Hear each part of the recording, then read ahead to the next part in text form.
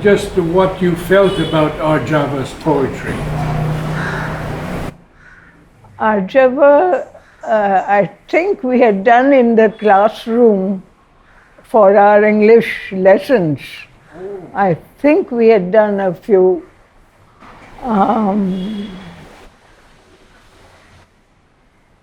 I don't remember much. I will try and find out.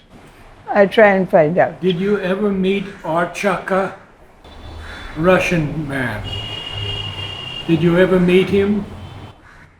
Oh, no, I don't think I met him. He No, I didn't didn't stay think here long. He didn't live very I don't long. think I met him. Ah. The creative soul. This is a text written by Nalinikanta Gupta, Nalinda as we called him, on the creative soul. The difference between living organism and dead matter is that while the former is endowed with creative activity, the latter has only passive receptivity. Life adds, synthesizes, new creates, gives more than what it receives. Matter only sums up, gathers, reflects, gives just what it receives.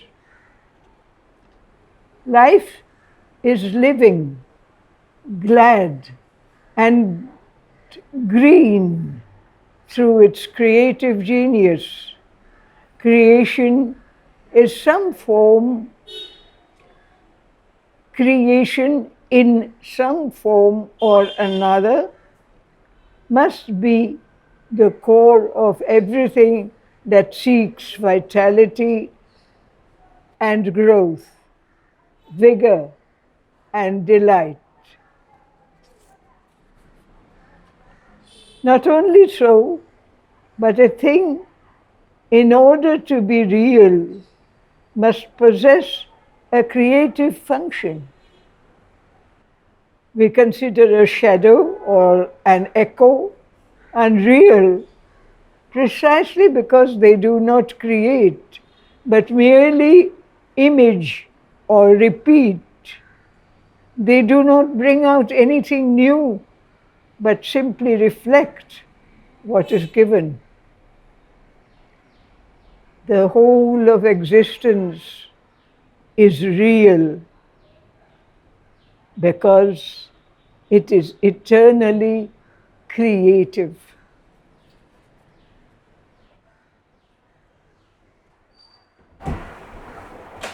I would like to ask you about someone whom we don't hear of very often, but you must have known him, Tanmay.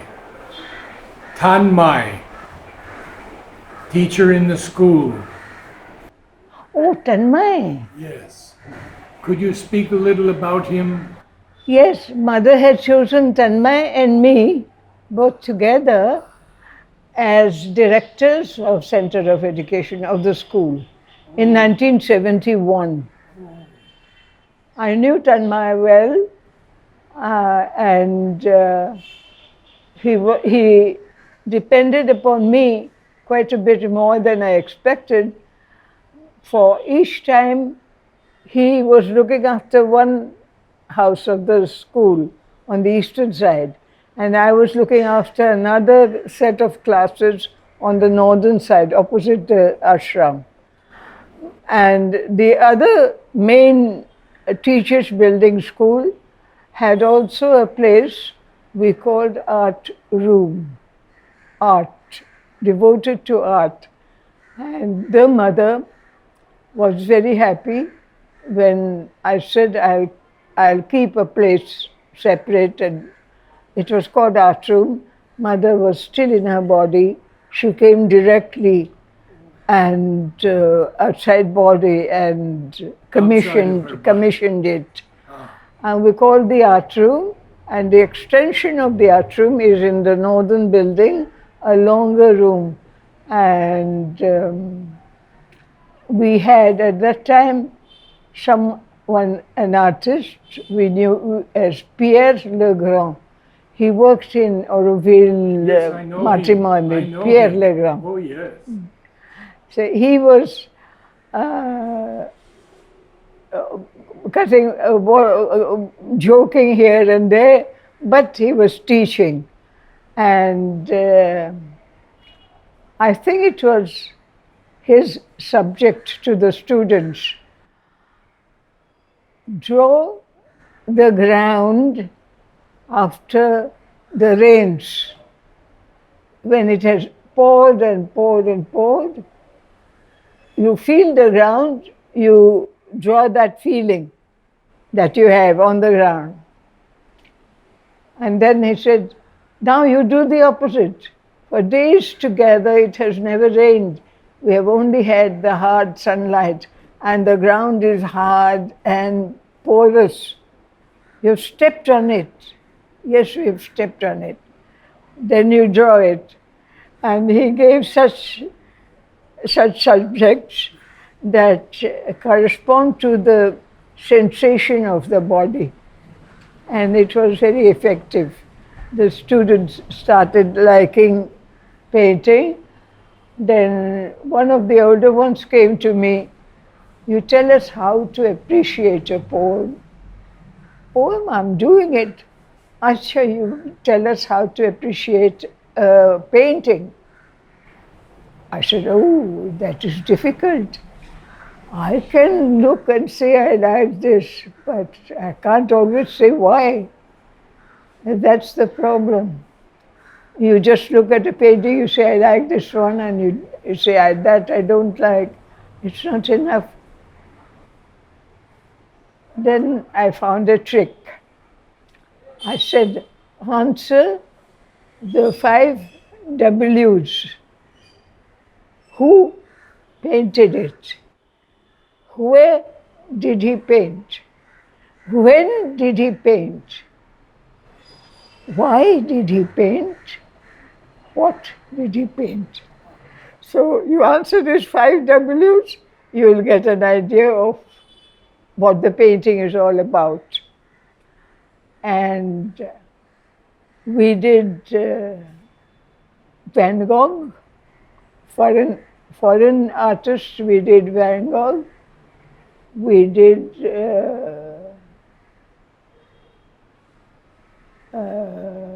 naturally Leonardo da Vinci we had spoken of.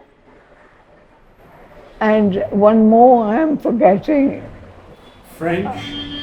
Was he French? French poet? No. Painter? Painting? No, not really. Doric? Not really. European? European? European. So first we did painting in Europe, but in that I said, look at the background. How is the background? Oh, it is the sea. I said, the sea, but look at the horizon. Have you looked at the horizon in this sea? No. Open the atlas. The child couldn't believe that this sea figured in the atlas. I said, yes, what is called Bay of Bengal is this sea. No, they are looking at it, how can it be in the book? They had their own attitudes. So they invited Naroda to speak because Naroda was attending Sri Aurobindo in the last years of Sri Aurobindo's life in this body. So Naroda says, I don't know who he refers to as the charming teacher, but October the 14th, 1969, Nirodha's talk. Well, I was very glad, very surprised to receive an invitation from you through your charming teacher. It seems you even threatened to invade my small castle if she did not convey your invitation to me. I was glad because I would be able to meet you children. I was surprised because I didn't know why you had invited me. It seems you wanted me to give a talk. I was wondering whether it was because of my appearance or for my talk that you have invited me. I was sure it is not because of my appearance, but because I can talk. So I seem to have gained. So I seem to have gained some fame and reputation as a speaker. You understand my English? Yes. That is a bit of a surprise because when I was young, a child like you, I was supposed to be very shy and somewhat tongue-tied. You know what is tongue-tied? When I became a little older, after I passed out of school, I wanted to go to England. I had no father then. I'd lost my father when I was a child like you. I had a guardian. And when I suggested to him that I would like to go to England, he asked, "What for?" I replied, "I want to be a barrister." He said, contemptuously, a fellow who can't talk 2 words wants to be a barrister. There you are. Either out of shyness or due to some other reason, I could talk, but I could not speak.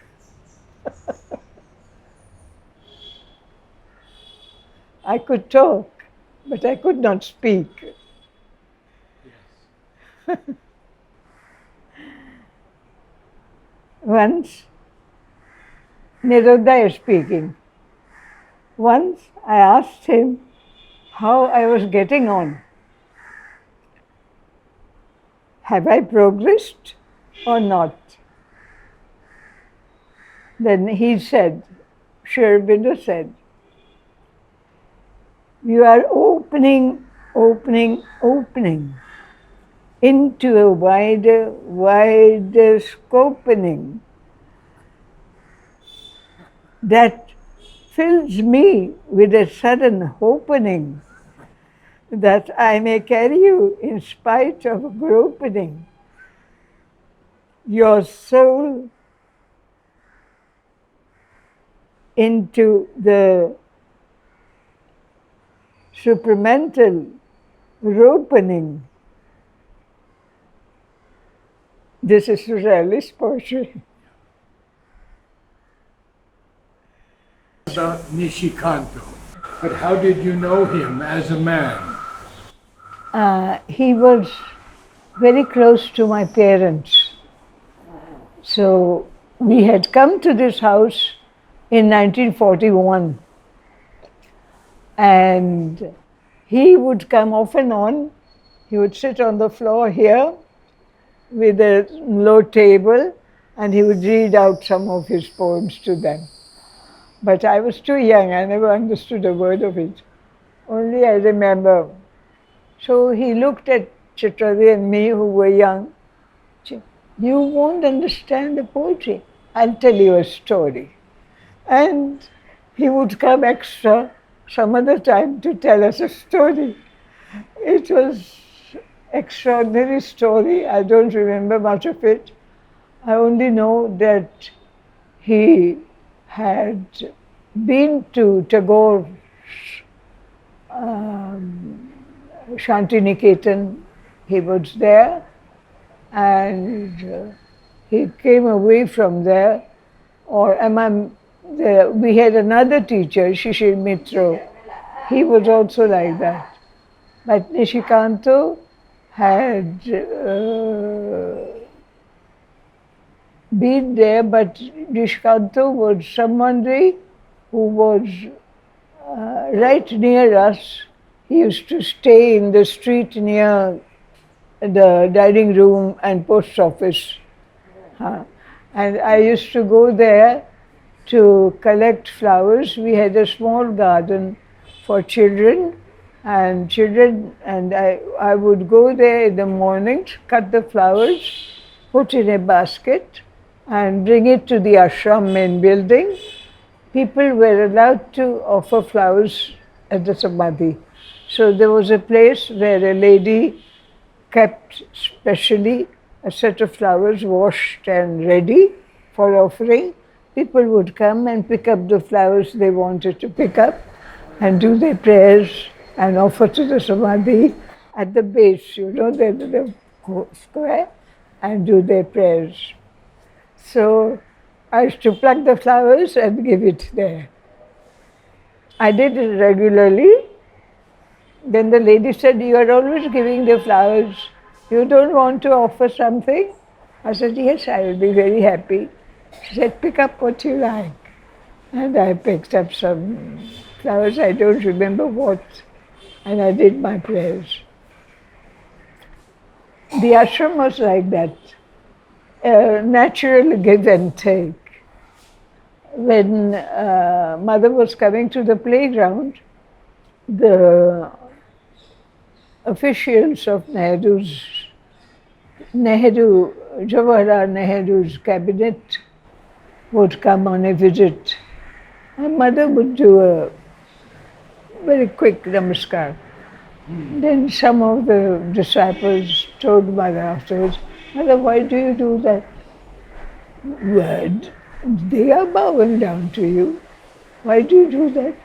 So she said, in India, namaskar is equivalent to Western handshake. It is like, how do you do? And so Pranab of playground, who used to stay with the mother at night, would come out in the morning, have a wash, have his lunch, and then go back after 11. But we used to often see him either on his way down to the house opposite the school, the corner house. Not this corner house, but at the corner of guest house where Sri Aurobindo had lived and the school, that corner. So he used to stay there, and on his way, if we crossed him, he would say namaskar in his deep voice, and we learned to say also namaskar. He had a deep voice. Very deep voice. And afterwards he added, "Namaskar, ki, kemon achen?" Namaskar, namaste, how are you? How do you do? Ki, kemon achen? Ki is for what, but here it is for hello. Ki, kemon achen? So What was his appearance like? Nishikanto? No, Nishikanto was a poet, and Sri Aurobindo defined his expression as a vast river flowing through him of inspiration. Brahmaputra of inspiration. I think that's what Sri Aurobindo called Nishikanto. The mother is asked, this is a question to the mother. is it possible for a yogi to become an artist, or can an artist be a yogi? What is the relation of art to yoga? The mother says, the two are not antagonistic as you seem to think. There's nothing to prevent a yogi from being an artist, or an artist from being a yogi. But when you are in yoga, there is a profound change in the value of things, of art as of everything else. You begin to look at art from a different point of view.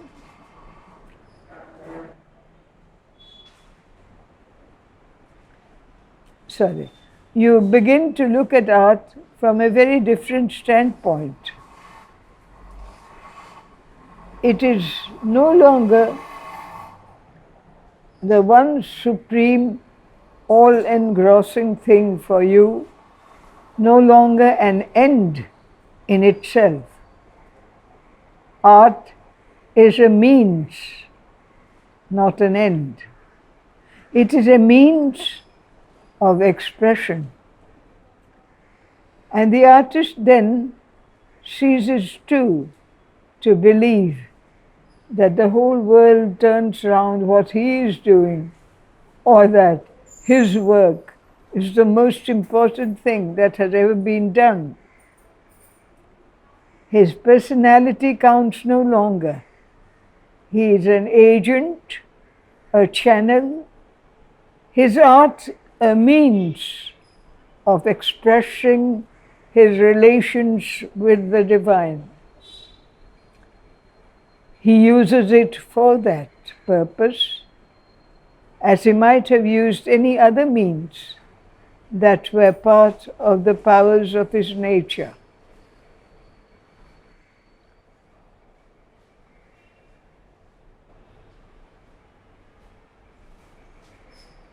We had several artists here who were also sadhaks of the ashram, and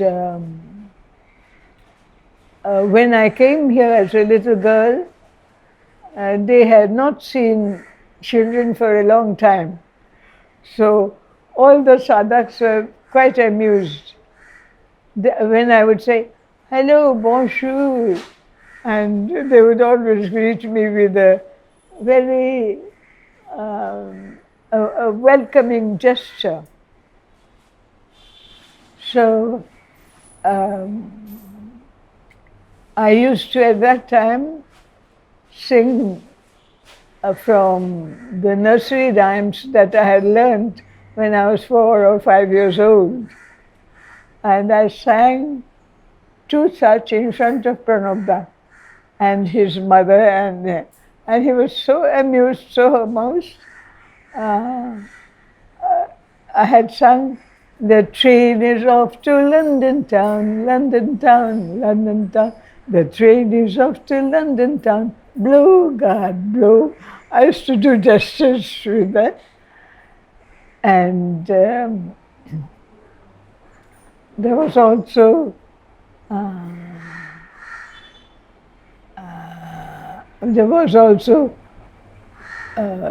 "This is the way we wash our clothes around the mulberry bush," or something like that. "We go round the mulberry bush, the mulberry bush." There was this one also. And there was one more. That one, Pranabda was asked by mother to work in the blanchisserie, in the laundry, ashram laundry. So he enjoyed the nursery rhyme that said, "This is the way we wash our clothes." So he used to enjoy that one very much. But "Blow, God, blow" is what I remember. Who among the older ashramites was close to you? I don't know, because when I was very young, uh, you know, Prithvi Singh and Abhay Singh Nahar and there, Prithvi Singh's daughter Sujata Nahar and son Abhay Singh Nahar used to play carom in in a house opposite in the roof Rasamata. At that time, no one went to anyone's house without taking mother's permission. So mother had permitted Chitradi and me to go every evening to that house and play carom with them. And we also played Monopoly. And Bashir, who was very keen on money, we were playing Monopoly. He hid £100 note, and I noticed it. And I said, "Hey, you hidden it there." And he was so annoyed. He said, she's so observant. And in 1947, the independence year, mother arranged for all our group members, all those who were participating in physical education, to take a march around the town because the French Republic Day, 14th of July, was celebrated on the eve, 13th of July, by the police band and men who would carry lamps, big lamps on their heads like that, beside them. And they went around the whole town, which was about 3 miles. So one year the boys, the older boys group, older men's group went for a march with them. We had only a bass drum. So the gentleman who played the bass drum was in front. He was playing the bass drum. Then afterwards, the following year, mother decided that with the IG of police, the Inspector General of the police, here he said, "Mother, you send your girls, I will be there behind them, no harm will come their way." So he was in a jeep behind us. But because we had to take that round, mother made us wear trousers and a coat, small coat like that, and each one of us had to embroider mother's symbol here in blue, in mother's embroidery department, and about that size. And she chose the buttons and gave to Albert Tailoring. Albert was at that time the downstairs. Albert gave him the buttons. The buttons were very beautiful, like seashells. So she gave us buttons like that, and we had to embroider her symbol. It was a 3-mile march, so mother said the girls mustn't feel tired. They must have a meal before they go. And our boarding was adjacent to the playground and the guest house. There was a house, that was our boarding, and they had a dining room downstairs on the ground floor. Mother gave us all something to eat, and I was wearing trousers, so all of us had trousers on. So mother asked Pavitra to show the girls how to sit on the floor without spoiling the crease. But I didn't like sitting on the floor, so I was sitting on the steps. spreading my legs out. And mother said, she has finished, give her more. And she herself served, and we had to Mother eat. was there.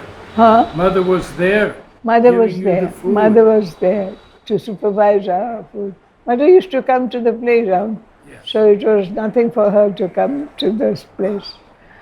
And then Émile Baron was the governor. He was a devotee of the mothers.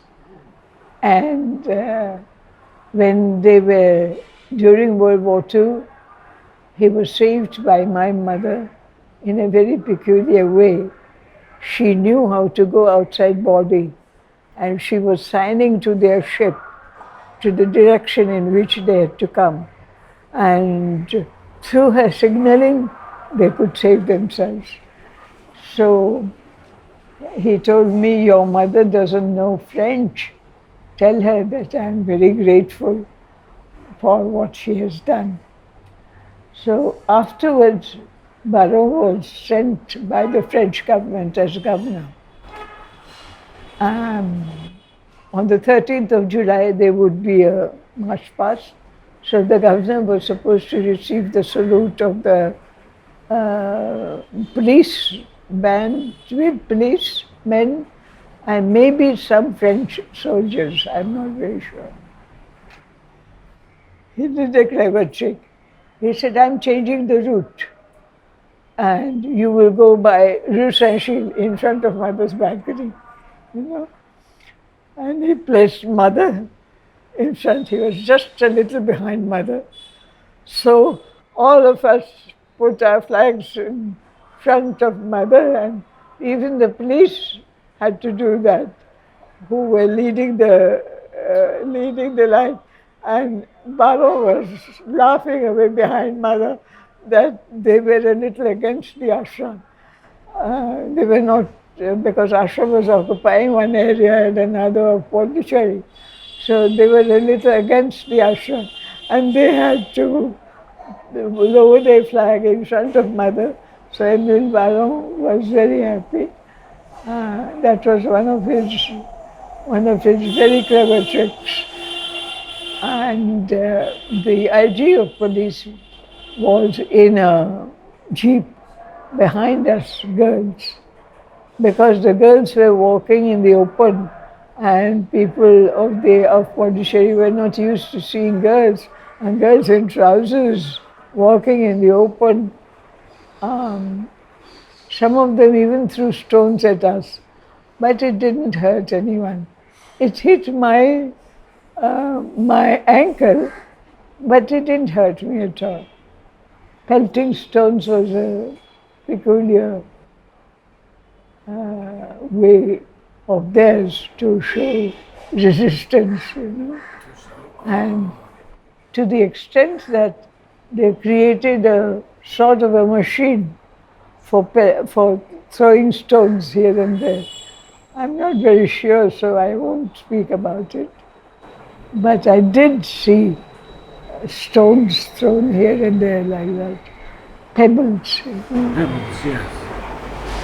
And they were against the ashram. They were at that time against the ashram, but Émile Baron was Mother's disciple. He was saved by Mother from World War II imprisonment. So he had a secretary.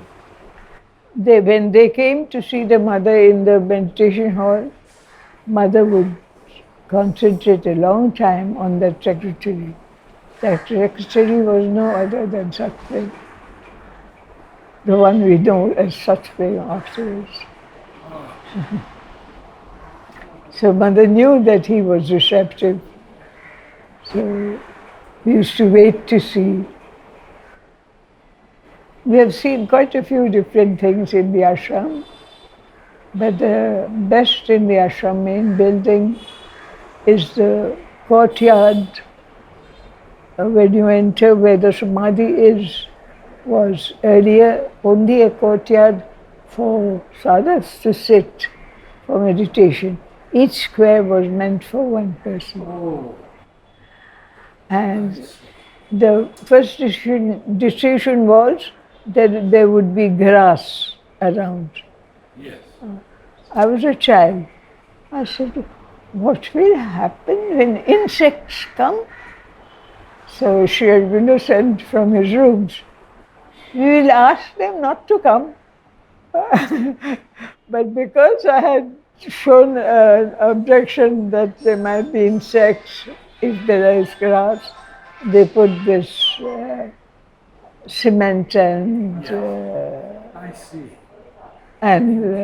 pebbles. Each one was meant for one sadhak. And mother would come, that round terrace that is there above Juman's room, Yes. mother used to stand there. And she had her own way. I used to notice everything external as a child. She used to stand with her hands like that, one hand over the other. This was only very rare. She used to meditate like that. And she had, in the morning hours, in the same terrace, she would take a walk with her attendant, Chinmayi. Her attendant name was Chinmayi.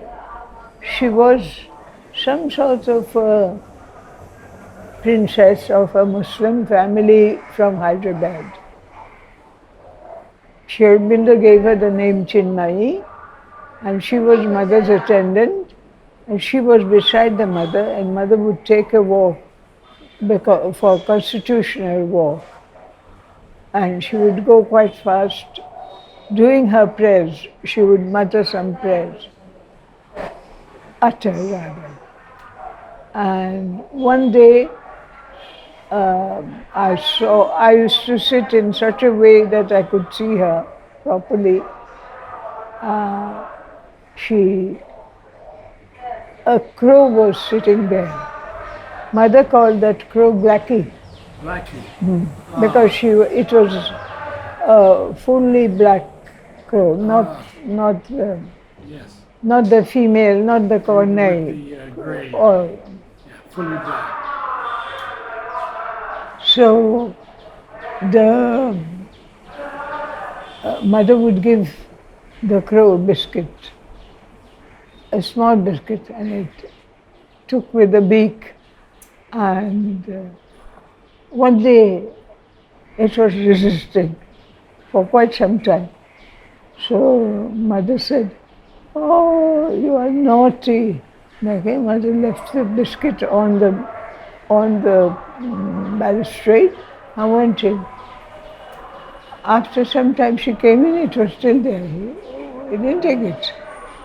Then mother said, "Blackie, Blackie, come, take the biscuit." And so gently she would call him. Then he came and then picked it up with his beak from mother's hand.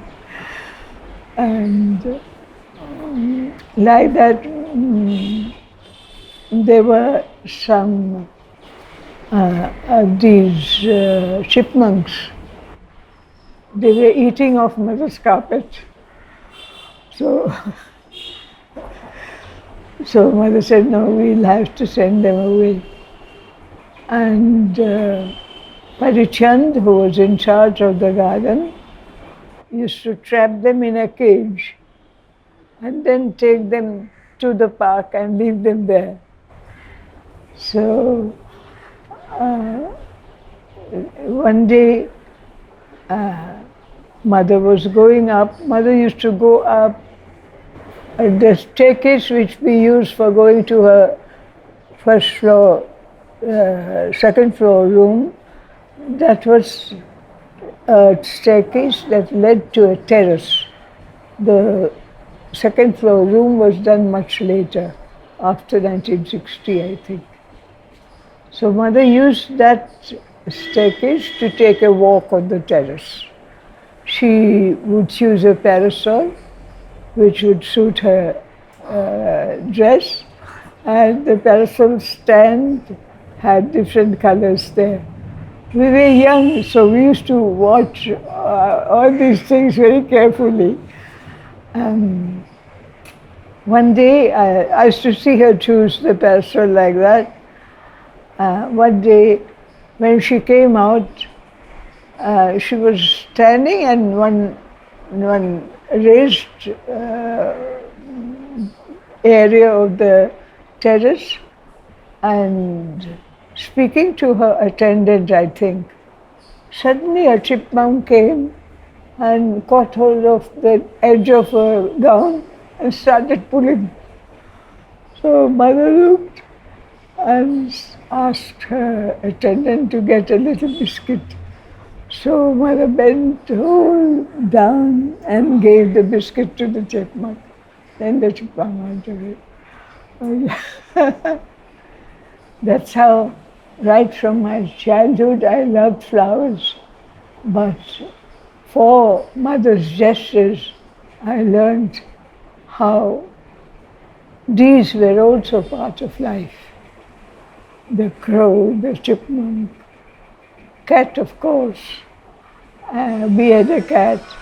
There's one black cat which goes around here even today. It's not a tame one. But mother had a cat. I think you know the story, Kiki. Oh, yeah. Who went into a trance and mother had to call in a special tone to bring him back.